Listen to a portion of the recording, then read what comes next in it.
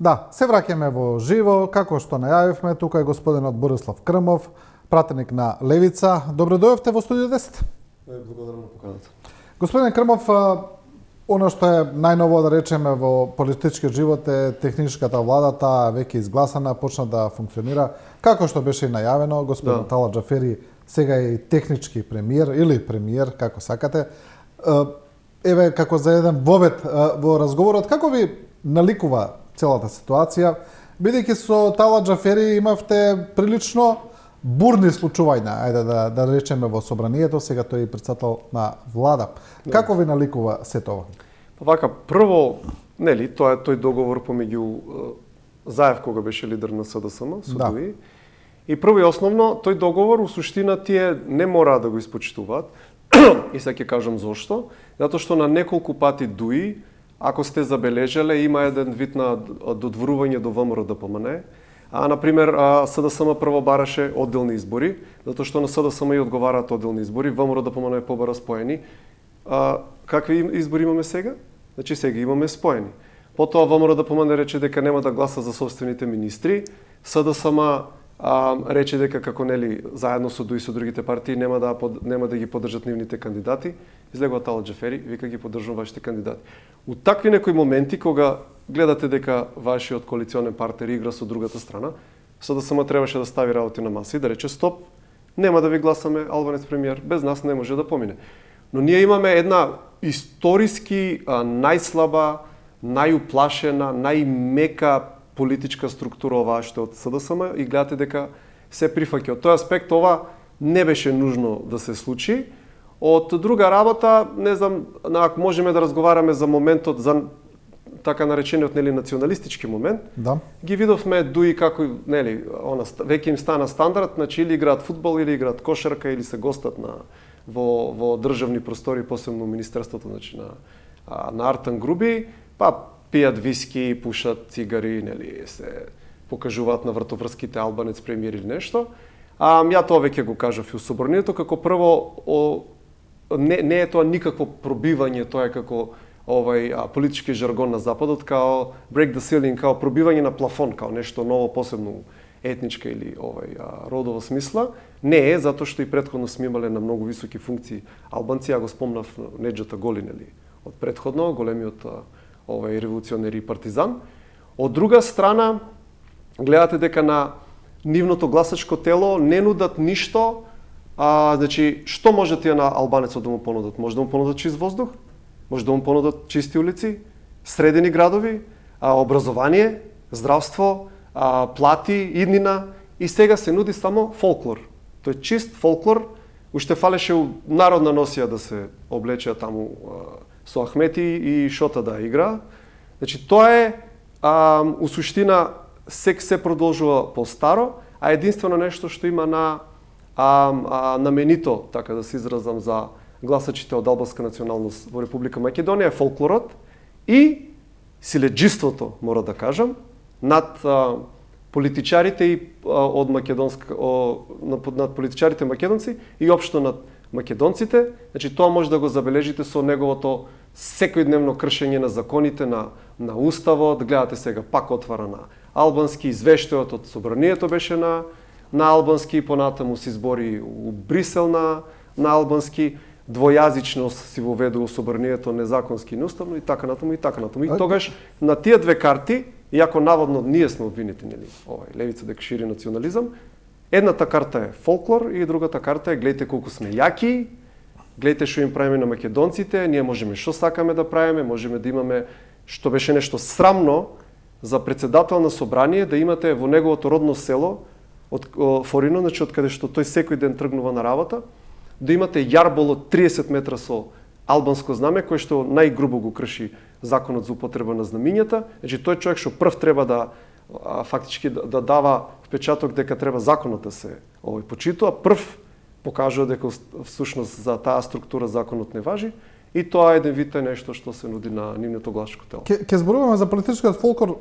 Токму за ова сакам да ве прашам. Од друга страна, ДУИ вели дека тие што се против албанец премиер се всушност тоа го прават само од националистички причини, дека им смета што е етнички албанец, дека не го напаѓаат Тала Џафери поради неговите способности, поради неговата политичка провиненција и така натаму, туку исклучиво поради тоа што е албанец и дека тоа е единственото нешто што им пречи. Па, тоа апсолутно не е точно, затоа што тука имате два моменти околу таа работа. Значи, како прво, како се викаш Имер Селмани, не ми текнува Имер Селмани има, да, значи, за председател, да. Ако политичар од албанска националност се обрати на македонците како што треба, у наводници, им се обрати со почит, ја почитува македонската држава, ги почитува незините символи, знамето, грбот, го почитува македонскиот јазик, кој што без разлика што нели македонци се над 60%, еден вид е мајчин јазик буквално и на останатите малцинства, че ние и е лингва франка во државата. Значи ние комуницираме на тој јазик, се разбираме на тој јазик. Значи кога ќе покаже почит, кога ќе покаже дека ги почитува законите, тогаш у таков случај македонците немат проблем. Така, значи може човекот доби многу гласови, но во ваква една ситуација кога се промовира беззаконие, кога се промовира насилие, и политичко, и секакво друго, и преку институциите, и надвор од нив, тогаш нормално дека, посебно кај македонците како народ, ќе имаме одбивност не од тоа што е албанец, него од неговото поведение и тоа што е од ДУИ, затоа што ДУИ фактички политичката матрица им е таква. Што значи тоа апсолутно не држи. И вториот фактор е кој ги прогласил ДУИ дека се застапници на албанците. Нека им е над 90% од гласачкото тело луѓе со албанска националност, ама над 90% е, да речеме, и на ВМРО ДПМН, еве и на левици. Сега ние у таква една ситуација што треба ние да се прогласиме за единствени представници на интересите на македонецот, исто и ВМРО ДПМН. Ако ја тука го критикувам ВМРО ДПМН заради едно, друго, трето, треба да карикирам од другата страна да имаме колега од таа партија се да ми рече, вие ги вреѓате македонците. Ме сваќате? Да. Кој ги прогласил нив каде уставот пишува дека само тие ги застапуваат интересите? Тоа апсолутно не е точно. Се разбира, ДУИ ја тера својата политичка агенда, тие ја градат врз тие моменти дека тие успеваат да остварат, како што вие велите, за они тврдат дека прв пат да. дека кршат граници некои. Тоа е нивен политички маркетинг, да.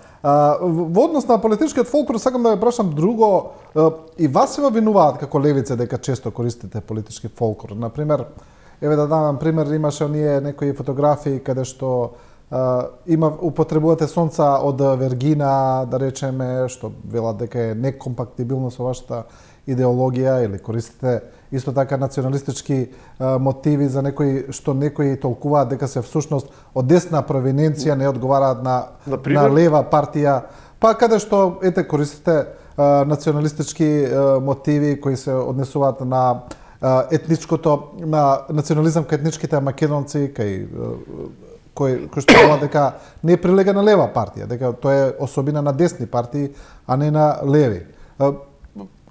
Претпоставам дека ги слушате истите обвинувања, мислам, или истите анализи во однос на левица. Не се согласувам ни со првото, ни со второто. Прво околу знамето, тоа... Не, тоа не се мои ставови, него кажам дека се обвинувања кои постаат кон вас. Не се согласувам и чичиви ставови да се. Значи, вака, прво околу знамето, тоа знаме било државно знаме, тоа е едно. И второ, сега, пазите што е еден врвен недемократски чин, тоа знаме да биде забрането или шиканирано, тоа знаме се претвора од наводно националистичко знаме, иако пак повторам дека беше државно, се претвора во знамето на отпорот во суштина. Јас мислам дека популарноста на тоа знаме баш е воздигната со нивното идиотско забранување или казнување на луѓе кои што го вееле, ставале на куќи и слично, како што фактички има. А друго, јас не гледам националистички моменти кај нас. Јас гледам национални моменти кај нас. Национални. Ама испаѓа дека во државава да си ја сакате нацијата, да сакате да градите македонска нација, значи една куќа за сите, а да не биде тука пособички фактички да се делиме, истакнувајќи ја нашата, да речеме, воена традиција од Илинден, од како се вика, од од НОП, значи со партизаните, кога секогаш македонскиот народ фактички бил на вистинската страна, прво се борил против опресија од една империја, од Отоманската империја, во вториот случај се борил против она машината на уништување на нацистите, значи ние преточена тука преку окупацијата од Бугарија.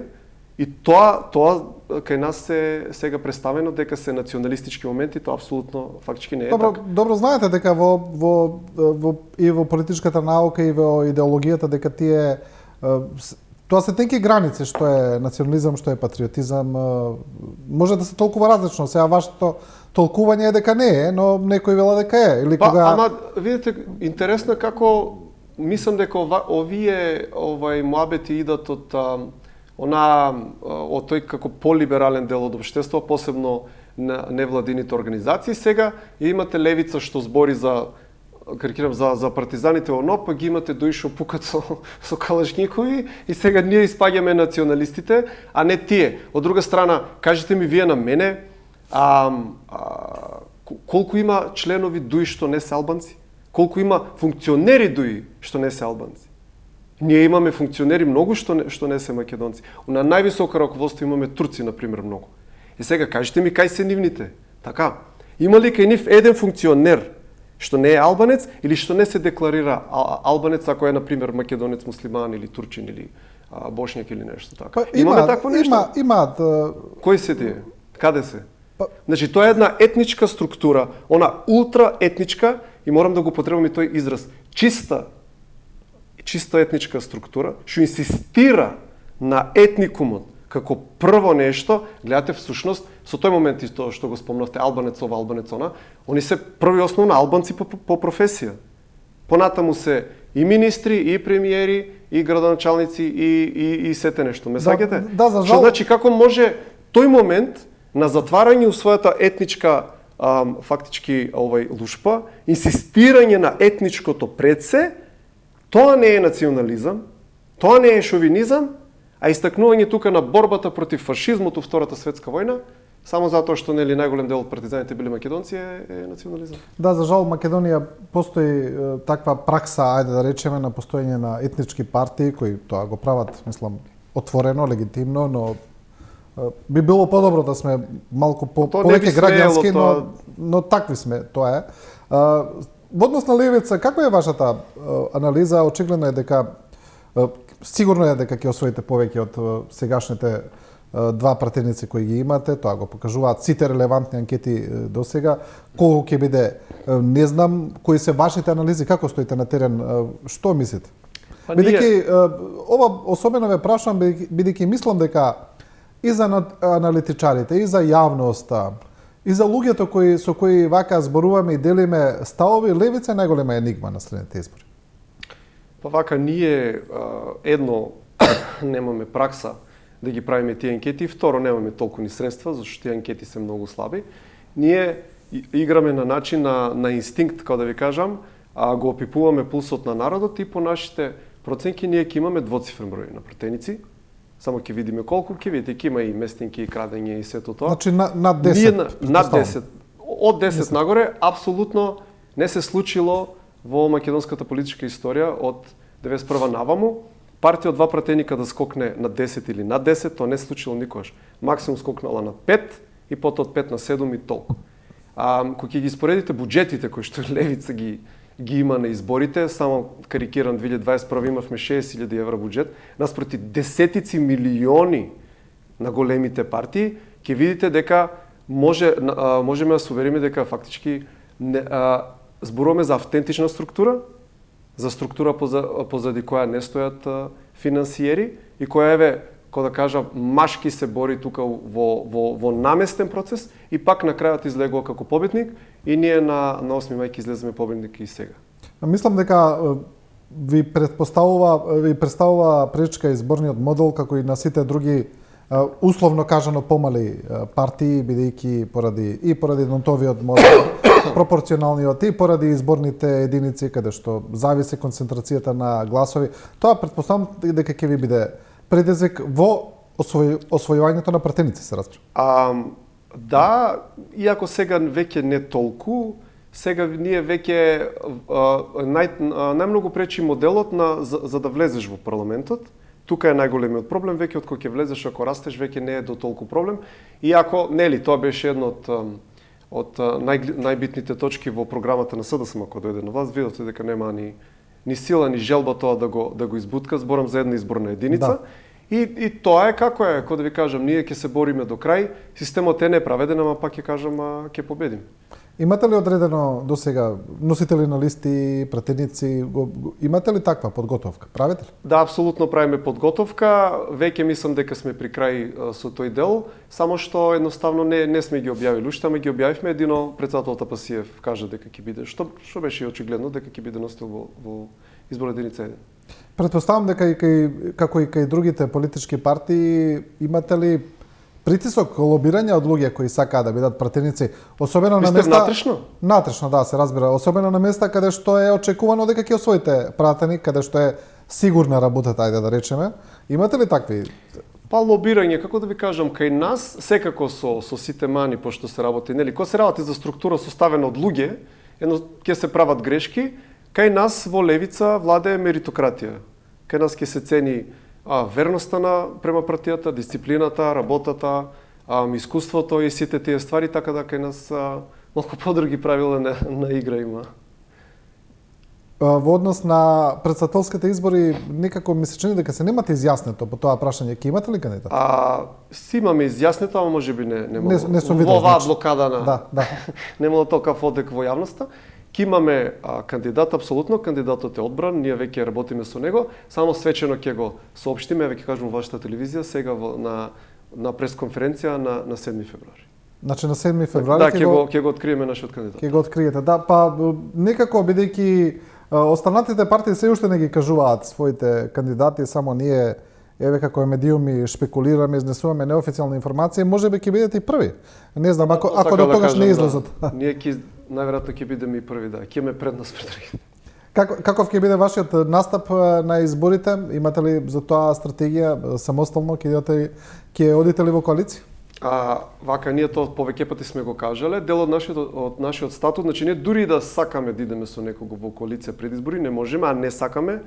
Председател Тапасиев има истакнато, мислиме дека тоа треба да стане и како дел од уставот, фактички да не можат партиите предизборно да коалицираат. Работата е да излезете на политичкиот пазар, да се види кој колку вреди, а постизборни коалиции, да, така да ние идеме сами, секогаш идеме сами, затоа што сме уникатна политичка партија. Да, тоа е едно од прашањата која се... Постизбори ќе видиме. Да, ќе продолжиме, за ова сакам за тие предизборни коалиции да ве потпрашам, бидејќи тоа е едно од прашањата кои секогаш се наметнуваат во сите анализи. Гледаме дека големите партии создаваат едни блокови, широки блокови, каде што влегуваат партии кои најчесто не можат ни да се пререгистрираат, па големите партии им помагаат да соберат гласови. Знаеме како функционира тоа, луѓе партии, ајде да речеме. Да. Но зошто им користат? Јас секогаш сум се прашувал, еве, кој е користен, на пример, од партии кои немаат никаква политичка тежина, ви стојат само на хартија. Кој е поентата на сето тоа? Па мислам дека од една страна да, а од друга страна па и имаат некоја политичка тежина, колку толку тие структури фактички да не се расплинуваат гласовите, ако ме разбирате. И тие луѓе имаат и роднини и пријатели. Зборот ми е дека обично, еве сега ќе видите, таква нова партија е Максо. Претходно беше, да речеме, Солза, значи ќе се издигне и малку некоја маливе партии, и затоа што и тие структури на тие мали партии, за разлика од левица, тука левица ставам тотално како еден вид на спротивност, се по својата суштина опортунистички и веднаш се врзуваат фактички со големите и потоа постепено слабеат. Едниот момент е тоа што да, колку толку има некоја вредност, дури и 5000 гласа да се од 10 партии, 5000 гласа не се за подценување, а второ, сакаат да покажат еден вид на инклузивност, ме разбирате, као да имат широк фронт, па тука ги имате ВМРО, ДПМН и СДСМ со по 20 мали партии во нивните, знаете, тие се како локомотивата, малите партии се како вагоните, и онда ќе имате една турска партија со ВМРО, ДПМН, една турска со СДСМ, една влашка таму, една влашка таму, една српска таму, една таму, една либерал-демократска, не знам како и да ја нарече, една таму, една ваму и така, и као се покажува дека као тука се работи за некој наводно поширок фронт, што всушност и не е така. Да, тоа е политичката стратегија. Интересно го спомнавте Максим Димитриевски, но сепак можам да кажам дека според анкетите неговата партија Движење покажува некакви коефициенти и проценти, што е интересно за како за нова партија. Ја ќе ви кажам еден момент, еве сега баш додека се возев навака на кај студиото, разговараме со возачот. Ја не им верувам на луѓе што до вчера биле дел од структурата на СДСМ или од структурата на големите партии, што прифаќале буквално се, како тој што го прифати Преспанскиот договор без проблем, и се разбудиле едно утро и решиле да станат патриоти. Значи, само СДСМ да му го дадеше на Максим местото да биде кандидат за градоначелник, сега тој ќе лупаше во тенџери и ќе бараше бугарите да влезат во уставот. Таа партија ќе биде еден вид на амортизер, што ќе треба да ги собере незадоволните гласови од СДСМ, да не идат во левица и потоа ќе се приклони најверојатно кон ВМРО-ДПМН, а може и кон СДСМ, пошто таму не се работи за идеологија, него се работи за пазар. А тоа дека стои добро, јас мислам дека тоа е исто избустано, како да кажам, вештачки, за да дојде еден вид на контратежа на левица, што апсолутно не е така. Ако сте забележали, дури мислам дека беше сите анкетари кога го спомнуваа Максу и левица не ставаа заедно, што е апсолутно неточно. Апсолутно имаме диаметрално спротивни идеологии. Зошто? Зошто не ставаа заедно? Еден вид да се направи конфузија во гласачкото тело, како наводно дека дел од отпорот се левица и Максу, а не е така. Дел од отпорот е само левица, ова другото е дел се од естаблишментот.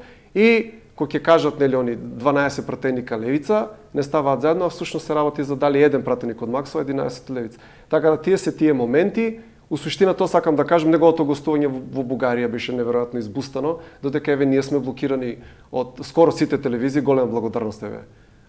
Уште вие, уште некои кои што останавте медиуми кои што не каните. Тука ви јасно ви кажува дека позади него стои естаблишментот, додека ние буквално се бориме против естаблишментот. Така да тоа е.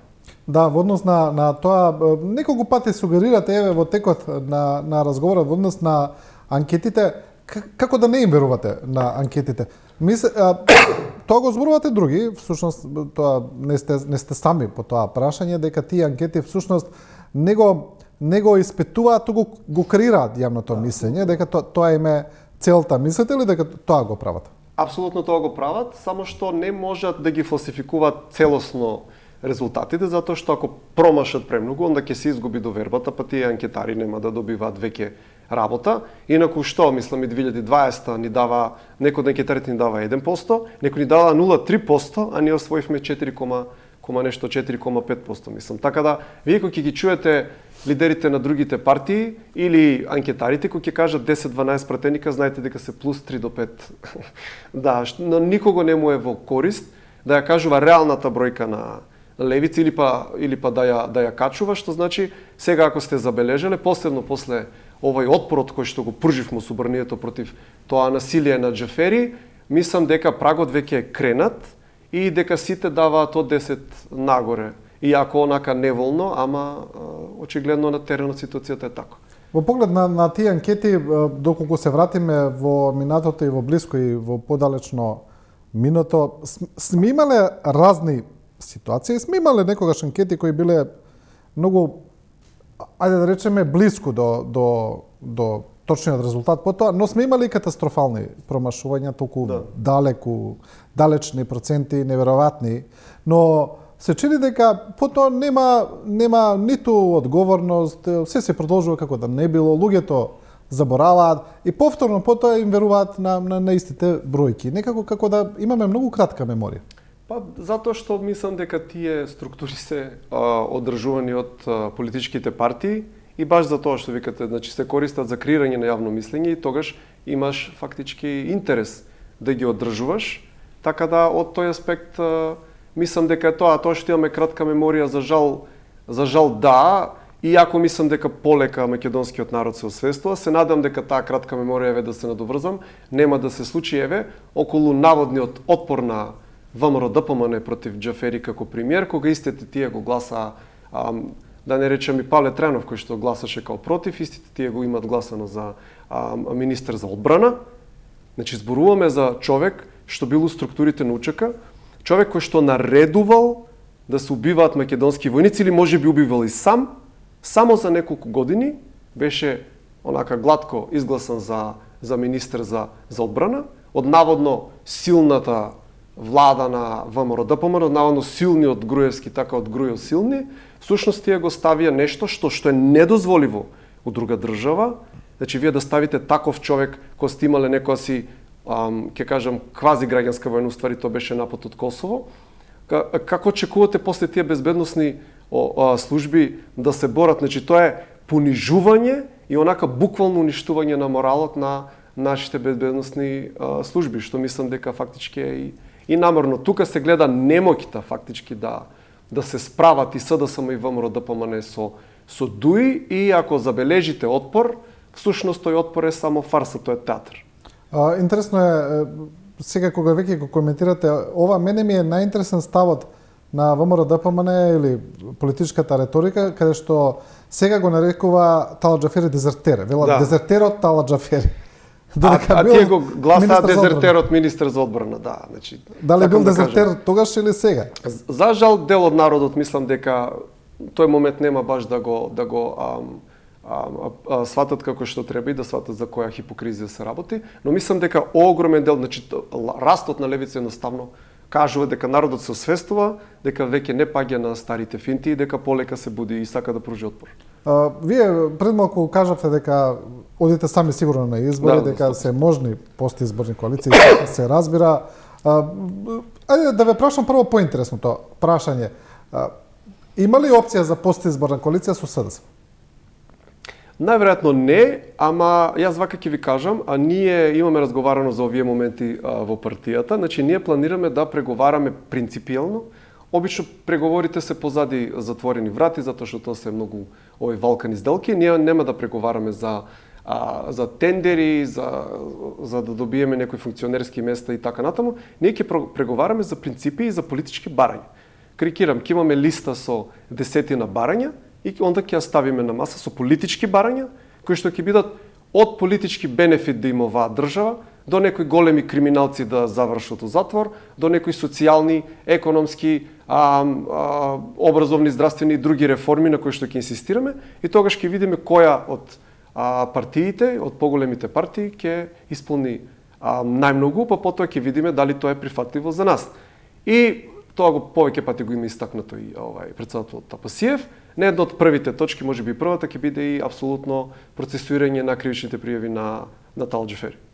Но според сите, ајде да речеме, мораме да ги спомнеме анкетите, иако не им верувате, постои некоја конзистентност во нив, а тоа е дека во албанскиот блок, ајде да речеме, ДУИ води, и дека повеќе од известно е дека тие би биле дел од некоја една влада. Дали со ВМРО-ДПМН, бидејќи самиот констатиравте дека постои некакво кокетирање помеѓу тие партии. Точно.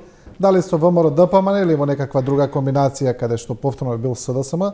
Значи, вие доколку преговарате за влада, многу е веројатно дека ДУИ ќе биде на истата маса. Па ќе видиме, значи, имате еден момент кај што гледате дека до некаде се заговара и широка коалиција. Тоа мислам дека Западот го сака. Широка коалиција во првите неколку месеци од новиот мандат да ги стави бугарите уставот, но се гледа дека уште не се знае со односот со пратеници, па тоа е како едната варијанта. Втората би била само ВМРО-ДПМН и ДУИ да си фактички да си прават влада. Третата би била ВМРО-ДПМН да ги избегне ДУИ, да ја земе албанската опозиција, тоа исто зависи колку албанската опозиција ќе има. И четврта варијанта ви е таа на СДСМ, каде што тие и вака се живо дадоа и продадоа, сега се спремни, буквално нема да имаат ни премиера, не знам, таква една констелација, дали ќе имаат и министри, планираат сите албански партии да ги стават на купче и заедно со СДСМ, крстејќи се дека не се потонати премногу, некако на мускули да извадат над 61 и онда фактички таква влада се формира. Тоа е единствената шанса некако СДСМ да остане на власт, така да гледате има повеќе варијанти. Ќе видиме, ние не отстапуваме, значи јас тоа сакам и гледачите убаво да го видат како карикирам, чисто зборуваме нели за Талат Џафери. Јас убаво се сеќам на почетокот кога УЧК се претвори фактички во ДУИ, и СДСМ, а и ВМРО ДПМН има онака како изрека, нема да коалицираме со терористите, така? Да. Ево ги коалицираа со терористите. Левица нема отстапено од своите принципи. Значи, тоа е и суштинската разлика. Ние не правиме компромис со суштинските принципи. И ДУИ да е на маса, и на ДУИ ќе им го ставиме на маса тој документ. Како да ви кажам, после ќе видиме. Не знам, може ќе опуштат низ вода, ќе видиме. Многу ми навелат левица мора да дојде на власт за да видат граѓаните дали се навистина искрени или и тие продаваат политичка хипокризија. Па не, земете само дека во 40 општини имаме советници, во многу од нив зависело мнозинство. Плюс во собранието на почетокот Заев имаше 26 пратеника, што значи му требаше поголема стабилност. Мислите дека ние немавме прилика тука у наводници како жаргонски да се продадеме? Мислите дека не бараа ни таму ни ваму и ние останавме доследни на принципите. Така да ја ги разбирам граѓаните дека да, лажени се 30 години и сакаат малку поголема сигурност. Не им веруваат на политичарите. Да, дека не им веруваат, ама јас се надевам дека гледаат дека во тие ни ситуации ние останавме доследни и сега нема тоа ништо да се разликува после овие избори. Единствено што ќе имаме многу повеќе пратеници. Она што го кажавте пред малку во однос на таква некаква може би широка влада после избори, да, тие анализи постојат, такви информации излегува неколку пати до сега и во медиумите се разбира неофицијално, се со цел за да поминат уставните измени. Се гледате ли дел како таква влада може? Доколку од вас се побара поддршка за такво нешто? Да. Не, никако нема шанси. Во тој случај само левица би била опозиција во парламент. Значи, апсолутно нема шанси. Тоа ви е исклучено, значи таа опција. Да, поисклучено не може да биде, да. А во однос на коалицирање со ВМРО ДПМН, тука мислам дека работите може би се појасни, иако вие имате прилично остри препокувања со ВМРО ДПМН често, вашиот председател особено, господинот Апасиев, па има некогаш некои пишувања некои ги сметаат и за навредливи кон ВМРО ДПМН, но сепак кога беше оној обид за составување на ново парламентарно мнозинство, сепак ги видовме на иста маса, тогаш, значи, видовме дека се обидоа да состават мнозинство, значи, тука го направивте потегот, па така многу ми навела дека можеби, доколку правите коалиција, многу поблиска ви опцијата со ВМРО ДПМН. Видите, ние настапуваме принципилно, тоа значи секогаш, без разлика што условно земено, ВМРО ДПМН се опозиција, ние ќе ги напаѓаме и нив, и ДУИ, и СДСМ, и сите други, кога ги напаѓаме принципилно, кога прават криминал, кога кршат принципи во собранието, кога кршат закони, устав и така натаму и така натаму. Значи тука нема пардон за никого. Тоа меѓу другото ние сме уникатни, а од друга страна околу таа тој обид за составување ново парламентарно мнозинство, ај кажете што требаше фактички левица да направи во ситуација кога од нас зависеше мнозинството. Ако ние не го ставевме нашиот подпис таму, ќе му го продолжевме, не успеа, ама зборам, теоретски требаше ние да бидеме, да му го продолжиме политичкиот живот на Зоран Заев. Дали ме сваќате? Значи не може секогаш чинот на прифаќање на да се влезе во таа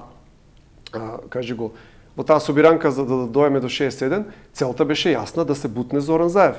И после требаше да идеме на избори и да видиме дали ме сваќате. Според мене тоа не е кршење на принципите, него напротив е баш држење до принципите, само што така можеби фактички изгледа од страна. Да, ајде мала дегресија само, што се случи со таа казната за собранието за тогаш вашето, како што некој вела, девење на собраниската говорница, имаше прилично голема, драстична казна, мислиш, че не го пари. Јас не знам како може секојдневно кршење на уставот и законите, забранување на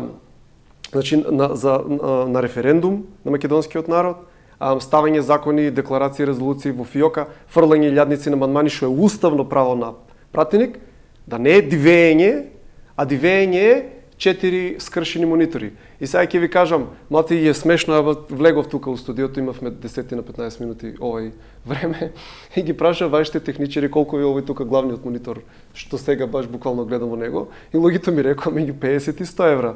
За 4 скршени монитори или 5 оштетени, ајде нека се, и некој микрофон таму, тие после нивното вештачење тврдеа дека се работи за 9600 евра. Сега, сметка не ни е пратена. Ние рековме, ние ќе платиме сметката, затоа што нели тоа се пари на народ, но нема да плаќаме глупости тамо на нивните измислени овој вештачење, него ќе си ја платиме реалната сума и бараме да ни стигне сметка, потоа ние ќе пуштиме наши вештаци и ќе даваме проценка. Нашата претпоставка е дека затоа што видите кога ќе ја пратат сметката, они треба спецификација да има оштетен монитор толку и треба да стои набавната цена. Да не се изненадиме дека монитори од 100 евра се 1000 или 1500 евра. Тоа е нашата претпоставка дека ние преку нашиот отпор во собранието фактички на дуи на дивењето, не се работеше за наше дивење, ние откривме уште поголем криминал и таа сметка не е испорачена и јас мислам дека нема ни да биде испорачена. Да. Добро, за крај, она што е вечна политичка тема, тоа се евроинтеграциите, тие се дефинитивно закочени со невнесувањето на бугарите во Уставот, што е дел од барањата на преговарачката рамка. Не гледаме дека тука веќе тоа не се не зборува премногу, осен во некои анализи, можеби со таа нели широка влада, но немаме конкретно ништо. Што понатаму, бидејќи сепак сите до сега и анкети и анализи кажуваат дека 70-80% од граѓаните сакаат во Европската унија. Може би 70 до 80 сакаат да влезат во ЕУ, но исто 70 до 80 не сакаат да се менува уставот и да има бугари во устав. Значи луѓето, мислам дека најголемиот дел граѓани го имаат ставот што го држи принципијално левица, а тоа е да, сакаме во ЕУ, но не по секоја цена. Прво Македонија, после ЕУ. Не можеме да загубиме Македонија по патот кон ЕУ. И ако ЕУ, за некого е мајка, за некого маќа, сега мене баш ми текнува скоро, нели имаше, тоа е една брутална уцена до Унгарија, што е незино право да стави вето на помошта кон Украина, на позадни канали се заканеле на унгарската делегација дека буквално ќе им ја уништат економијата ако се дрзнат да помислат да стават вето на помошта на Украина, меѓу кои се 5 милиарди евра, мислам дека воена помош. Ме сваќате? Што значи ЕУ има механизми да дури и ветото да го избегне, но очигледно нема механизми за Македонија. Прво, нели преку НАТО, заради НАТО отиде името и идентитетот го изгубивме, станавме северно македонци, а сега заради ЕУ треба фактички да се бугаризираме, така да тоа е фактички. Добро, ова се познати политички ставови, но сепак повторно се враќаме на прашањето, немаме план како понатаму кон Европска унија. Имаме ли план? Ќе видиме, значи бидејќи сме заглавени, очигледно. Тој договор е апсолутно неприфатлив и тој договор нашата влада не смееше да го прифати, посебно не смееше да прифати нешто за кое што собранието врзано, што е тешка глупост, значи прифаќаат нешто кога немаат ни мнозинство. Така да ние сме против тоа мора да се ревидира, да се прекине друга рамка и така. И пак ќе речам до тие што викаат нели дека нема рамка, дека не може, се може. Еве видите го примерот со Унгарија. Значи се може, може они да се заканат, може и принципи да кршат, се може ако сака ЕУ, она вистински принципијално да прими Македонија, ќе најде начин, верувајте, ќе најде начин. Работата е што едно се нашите политичари страшно неверојатно неспособни и го даваат на западот и тоа што не им се бара буквално, ја ставаат орле-зорле онака насила државата без алтернатива за буквално да мораме и вакви работи да прифаќаме. Само да отвориме преговори кога мислиш дека буквално сме на вратите на ЕУ, а ние зборуваме само за отварање преговори. Еве Украина отвори преговори, исто. Значи ево ти исто колку е нели ЕУ принципијално и гледам бенефит има до плафон во Украина. Ме сакате што ми е зборот? За обично отварање преговори ние треба државата да жртвуваме, тоа е апсолутно недозволиво. Да. Добро, господине Крмов, ви благодарам и за ова интервју. Ви благодарам и на вас. Ова беше Борислав Крмов, пратеник на Левица, ги анализиравме сите политички случувања. Вас, почитувани гледачи, ви благодариме на вниманието и до вербата. Останете со програмата на телевизија 24.